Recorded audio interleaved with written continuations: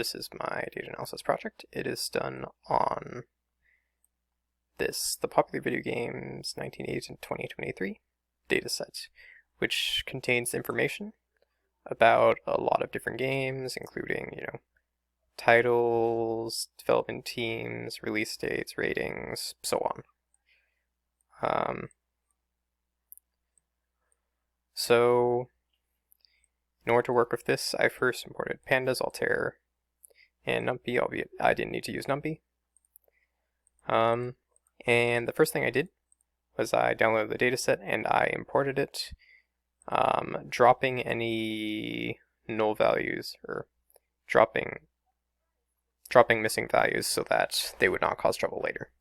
After that, I did a lot of data management, including dropping certain columns which I did not think were going to be useful, as well as renaming some columns so they could be more easily accessed later.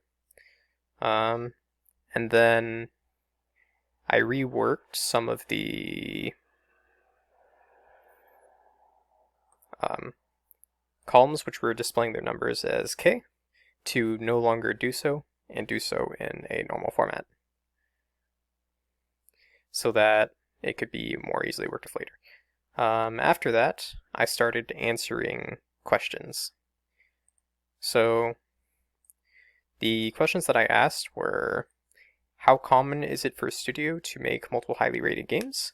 Second, do studios that consistently release games actually do better, or is their consistency not enough to achieve popularity? The third question I asked is whether the rating of a game actually determines its market viability. Are highly rated games actually enjoyed and played more? So the first question that I tackled was whether or not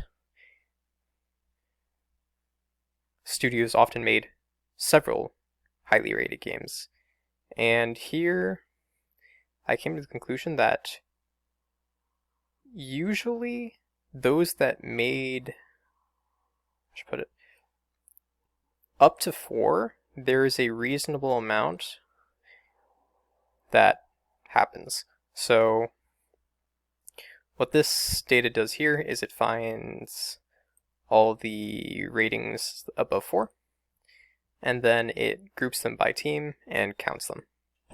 And this is the result of that. So for example, there were a total of 114 studios that released only one game with a rating like that.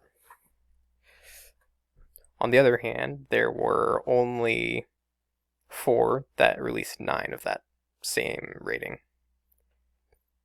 So my conclusion from that, and I also put together this chart which shows the same thing but graphically, it shows I came to the conclusion that while some do, it's not a particularly common thing to release many highly rated games, although a few are doable. After that, the question that I seek to answer was whether or not the average rating of a game was actually coinciding with its popularity. So here, I put together a pretty simple, basic graph that takes the rating, compares it to the average amount of people that played those games of that rating.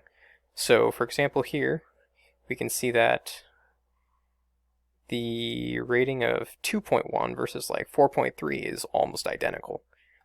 From this graph, I feel that there is not a particularly strong trend towards better rated games actually achieving higher popularity, especially on the higher end, where in fact they seem to do a lot worse. I suspect that's just a matter of being very particular to their target audience.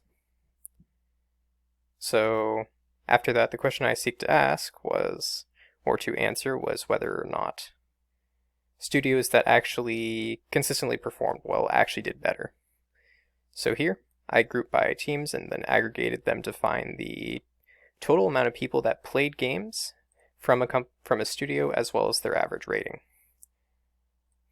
From it, I came to the conclusion that there is, luckily, and actually a positive trend in this manner. So they increase.